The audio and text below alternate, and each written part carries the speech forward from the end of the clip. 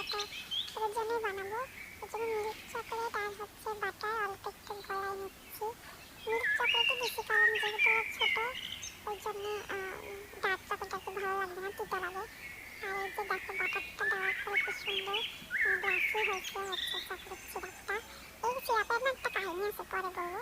আর এই যে ডোনাটের ডো, তারপর আমার এখানে 7টা বল হয়েছে। কতটুকু আটা আমার আসলে মনে নেই, ওই জন্য বলতে পারছি না। 7টা বল হয়েছে এরকম সাইজে ছোট ছোট।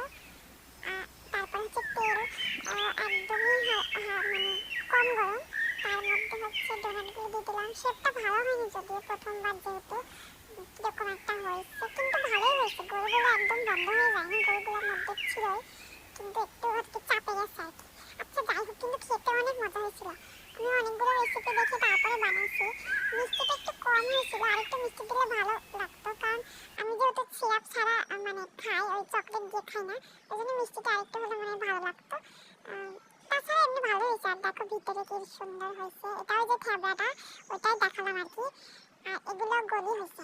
আর উপর থেকে দিলাম হচ্ছে ওই যে এটা হচ্ছে চকলেটটা যেটা রেডি করে রাখছিলাম, ওটা হচ্ছে আমাদের ভাগানোর জন্য। আর এই তিনটা কি সুন্দর হয়েছে। এই তিনটা হচ্ছে চকলেট ছাড়া। এটা হচ্ছে মানে চকলেট ছাড়া আমরা খাই না কেউ, চকলেট সেরকম আপুও খাই না, আমিও খাই না।